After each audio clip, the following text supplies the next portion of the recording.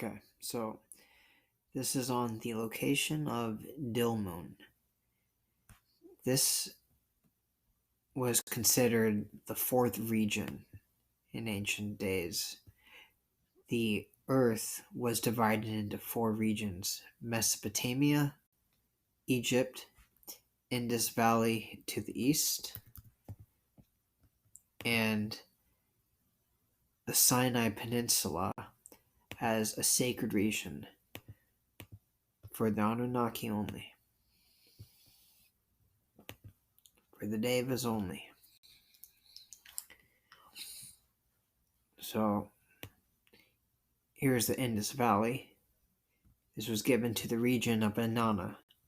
Mesopotamia was Enlil's domain. It was given to his son Nannar-Sin. Egypt is Enki's domain, and it was eventually given to his son Marduk. The region of Sinai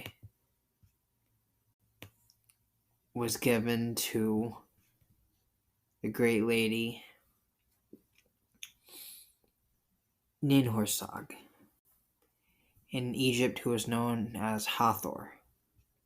And it's interesting because now Dilmun is known as Second Egypt. This region of Second Egypt, according to the text, it will be parallel with the Great Sphinx. Here's the Great Sphinx of Giza, and the Great Sphinx directly faces east to Second Egypt. And if we go here, we look at the text, it says it's surrounded by white mountains. Surrounded by white mountains. Second Egypt. I can imagine what it was like back in the day. And now this is the Sinai government. Wow. Okay.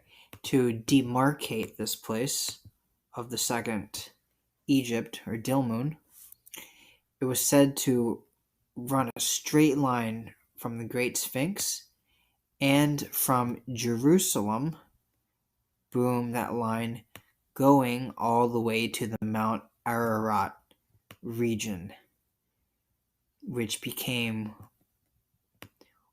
Urarta. I need to find near Lake Van. So this is Mount Ararat. I'm going to back out a bit and show you that this region of Mount Ararat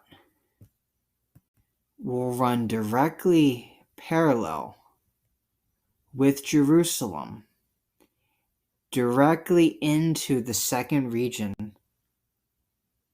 so into the region of Second Egypt, which was ancient Dilmun, and lies directly facing the Great Sphinx of Egypt, with the Great Sphinx facing east to mark this location.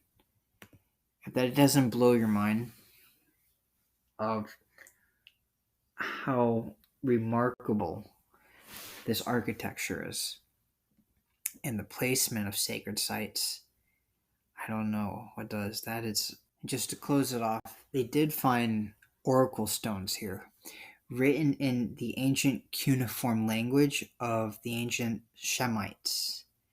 I'm not saying Semites, I'm saying Shemites, because the Shemites were those who inherited the region of Mesopotamia from the line of Shem. This cuneiform tablet here, we can see there are depictions of this symbol, which is a symbol of an umbilical cutter. This was directly a symbol of Hathor, or this lady Ninhursag, who was given the name Lady of the Mountains. And this is where she's placed, Lady of the Mountains. And these are the remains of a temple dedicated to Hathor, Lady of the Mountains. And we see like these remnants remaining. And unfortunately, through vandalism, just becomes lost. The deciphering of what it means, they've just completely wrecked it and ruined it. But what a wonder. They found many other artifacts there, and I suspect so much underneath the surface.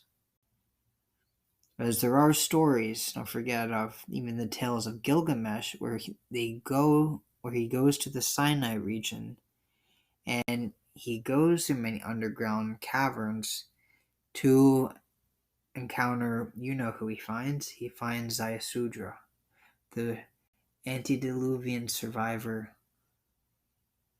and he finds the tree of life, the plant, under that region. And what we have today is, I'm really saddened to see vandals disconnecting this, but this is why I want to bring this up, to just refresh this memory that that fourth region of Dilmun was the region of the Great Mother. And why I feel like even in later times, when Moses reenacted a new covenant with the people, I don't think that the Sinai covenant was an accident.